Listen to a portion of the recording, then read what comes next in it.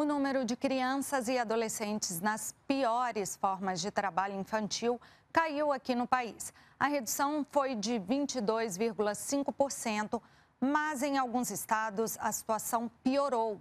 No Tocantins, a quantidade de casos aumentou 90%. As piores formas de trabalho infantil são uma classificação para atividades consideradas prejudiciais à saúde, à segurança e à moralidade de crianças e adolescentes. Elas incluem situações análogas à escravidão, exploração sexual e atividades criminosas, como o envolvimento no tráfico de drogas.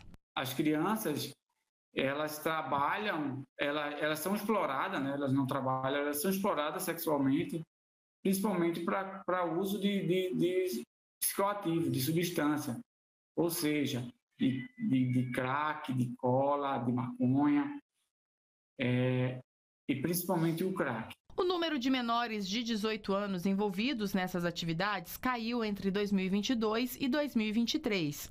Segundo um estudo da Auditoria Fiscal do Trabalho, a redução foi de 22,5% nas piores formas de trabalho infantil. A maior queda foi na faixa etária de 5 a 13 anos, mas essa redução não aconteceu em todo o país. Houve um aumento da situação degradante no Amapá, Amazonas, Ceará, Rondônia, Distrito Federal e Tocantins, que foi o estado com o pior resultado. Por lá, o número de casos de trabalho infantil teve um aumento de 90%.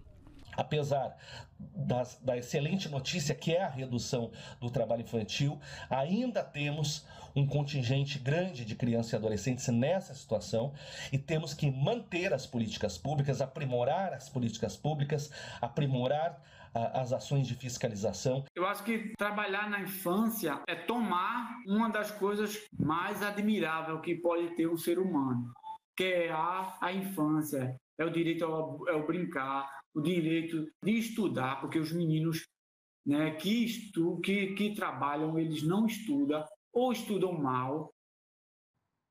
Uma situação gravíssima, né? E para aprofundar esse assunto, eu converso agora com a secretária executiva do Fórum Nacional de Prevenção e Erradicação do Trabalho Infantil, Caterina Volkov. Secretária, boa noite, bem-vinda ao Repórter Brasil. Boa noite. Boa noite. Bom, a gente sempre, claro, comemora a redução do trabalho infantil, né? Uma redução significativa, mas a gente ainda tem 500 mil crianças nas piores formas de trabalho infantil. Como zerar esse número?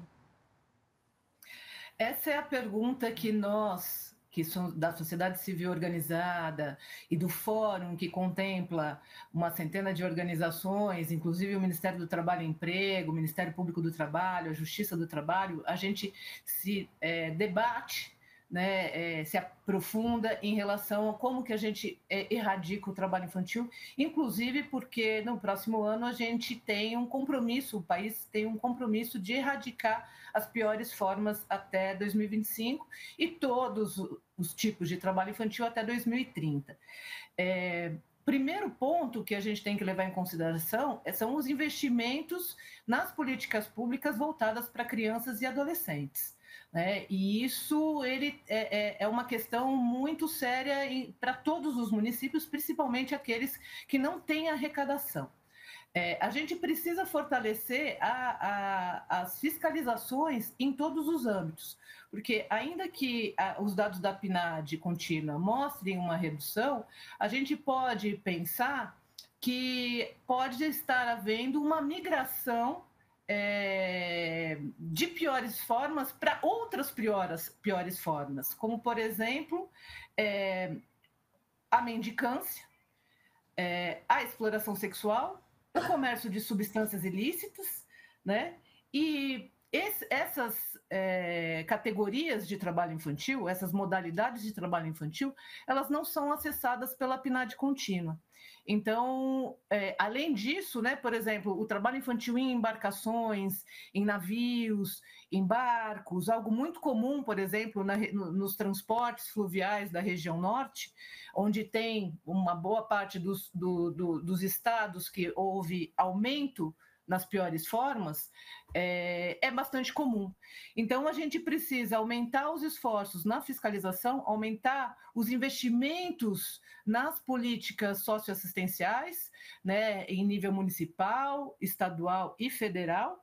E, por fim, a gente precisa também colocar a criança, e que é o mais importante, colocar a criança e o adolescente no centro desse debate, né? O que a gente quer para as nossas crianças hoje, não daqui 5, 10, 20, 30 anos. O que a gente precisa para essas crianças hoje?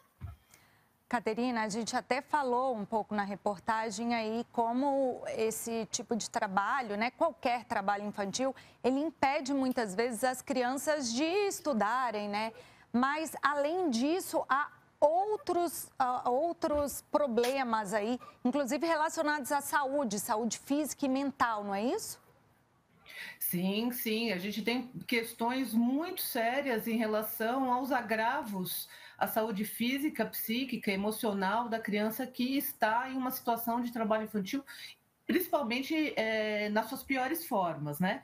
E a gente vê os números, inclusive durante esse ano que foram já divulgados, o caso de mortes, né? A gente vê o crescimento de crianças e adolescentes se automutilando, a gente vê crianças e adolescentes com agravos respiratórios, com dermatites graves, enfim, e quando a gente pensa em crianças que estão em regiões de campo, de florestas, a gente em trabalho infantil, a gente tem ainda o risco de cortes, de perfurações e, inclusive, de acesso a agrotóxicos que fazem um desastre no organismo daquela criança que está em desenvolvimento. Bom, quando essa criança ela é privada da educação, a gente, além de prejudicar essa criança específica, a gente tem aí pessoas e adultos futuros aí que não vai ter uma mão de obra qualificada. Isso também afeta a economia do país. O governo a gente consegue quantificar qual o prejuízo para o país desse trabalho infantil?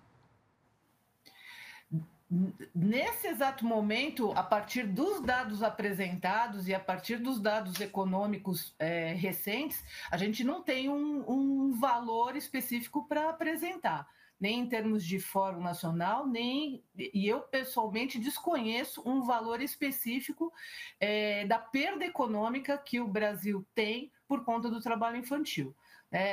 Nos últimos 4 anos, a gente não tem nenhum estudo atualizado em relação a esse quantificador em termos de recursos financeiros que são desperdiçados por conta do trabalho infantil realizado por crianças e adolescentes. Mas a gente sabe que é uma quantidade grande, né? Sim, é lógico que é uma quantidade grande. Se for pensar que a criança, muitos adolescentes largam a escola por conta do trabalho, e isso é muito comum, se a gente for pensar na cidade de Melgaço, e recentemente, em meados desse ano, a gente fez um seminário nacional, em que a gente teve a presença de uma representante do município, que foi considerado o pior IDH do Brasil, e que informou que as escolas nos interiores de Melgaço só tem 10 dias letivos por mês, a gente tem um problema muito sério, porque se aquela criança ou aquele adolescente que deveria estar na escola não está fazendo o quê? E muitos dos relatos comprovam que elas estavam trabalhando e deixam de estudar, e isso afeta a economia. Se a gente for pensar no caso específico de Melgaço, que foi considerado, né, o pior IDH do Brasil, e que Sim. A gente tem uma questão muito grave de renda da população em geral, que boa parte recebe BPC ou Bolsa Família, você vê a implicação real do problema da educação naquela localidade. Caterina, muito obrigada por estar aqui no Repórter Brasil com a gente. Bom, esse é um assunto recorrente, a gente sempre volta. Espero que sempre com números melhores. Obrigada. Assim seja. Obrigada a vocês. Uma boa noite. Boa noite.